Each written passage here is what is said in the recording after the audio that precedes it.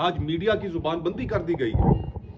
Freedom of expression پیکا قوانین کے بعد اب اس ملک میں نہیں رہ گیا. آرٹیکل 17 ہمارے آئین کا جو ہر شہری کو یہ حق دیتا ہے کہ اس کی سوچ پر پہرے نہیں بٹھائے جا سکتے, اس کی آواز کو بند نہیں کیا جا سکتا, آج وہ ختم کر دیا گیا ہے. فریڈم آف اسمبلی کہ اس ملک کے شہری کسی بھی جگہ اکٹھے ہو کر اپنی گفتگو کر سکتے ہیں, اس کو معطل کر دیا گیا ہے. آج یہ جو ہائیبریڈ پلس کی اصطلاح ہمارے سیاسی کلچر میں, ہماری سیاسی گفتگو میں جو سامنے آئی, آج ہم نے اس کا عملی مظاہرہ دیکھا کہ یہاں پر اپوزیشن کی کانفرنس کو نہ ہونے کے لیے, روکنے کے لیے جس طرح پولیس سیکیورٹی فورسز کے دستے بھیجے گئے کہ یہ گفتگو بند کر دی جائے, یہاں پر لوگ پاکستان کے مفاد کی گفتگو نہ کر سکیں, یہ ہم سب کنڈیم کرتے ہیں. اور جو بھی اس کے ذمہ دار ہیں, موجودہ حکومت میں ہم یہ توقع کرتے ہیں, پاکستان یہ توقع کرتا ہے, ہم یہ ڈیمانڈ کرتے ہیں کہ وہ لوگ مستعفی ہو. وہ اب ان عہدوں پر بیٹھے رہنے کے قابل نہیں ہیں کہ جو اپوزیشن کی آواز سے ڈرتے ہیں. اس وقت اس ملک میں کیا ماحول ہے؟ چادر اور چار دیواری کے تقدس کو پامال کر کے رکھ دیا گیا. یہاں سے چند کلومیٹر کے فاصلے پر میرے بھائی عمر ایوب صاحب نے اعجاز چودھری صاحب کا ذکر کیا, ان کا گھر ہے.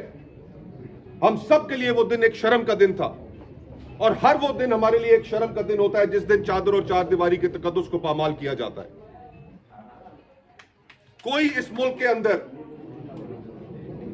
روایات, ہماری مشرقیت, ہر چیز کو روند کے رکھ دیا گیا ہے صرف سیاسی آوازوں کو دبانے کے لیے.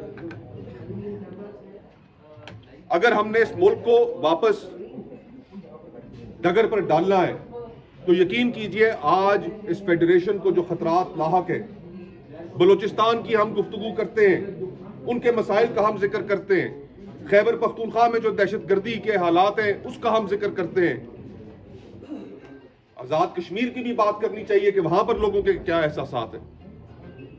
آج آپ نے سنا ہم اس وقت سندھ میں ایک بہت بڑا ارتعاش ہے, وہاں کی پبلک کے اندر ایک بہت بڑا ارتعاش ہے یہ نئی کینالز کو لے کر. آپ فیڈریشن کو جو خطرات لاحق ہیں ان کو سمجھ ہی نہیں پا رہے ہیں, بلکہ فیڈریشن کو اور کمزور کرتے چلے جا رہے ہیں. یہ ہم سب کے لیے ایک نہایت تشویشناک بات ہے. ہم اس ملک میں شخصی آزادیوں, انسانی حقوق کی بحالی, آئین کی بحالی, اس کی تحریک کو جاری رکھیں گے. جتنے مرضی ہے یہ ہمیں روکنے کے لیے پولیس کے دستے بھیجیں, ایف سی کے دستے بھیجیں, ہوٹلوں کے دروازے بند کریں, میٹنگ رومز کو بند کریں, لیکن اس کے باوجود ہم پرعزم ہیں. ہم اپنی نہ صرف گفتگو جاری رکھیں گے بلکہ جو سیاسی اکابرین یہاں پر موجود ہے آپ کو اگلا لائے عمل بھی دیں گے کہ متحدہ اپوزیشن اس کے بعد کیا لائے عمل اختیار کرے گی. ہم یہ گفتگو کبھی نہیں روکیں گے, چاہے آپ اس کو جتنا مرضی ہے روکنے کی کوشش کریں, جتنا مرضی ہے آپ سوچوں پر پہرے بٹھانے کی کوشش کریں. پاکستان کو آپ اس طرح نہیں چلا سکتے اور ہم آپ کو پاکستان ایسے نہیں چلانے دیں گے. بہت بہت شکریہ.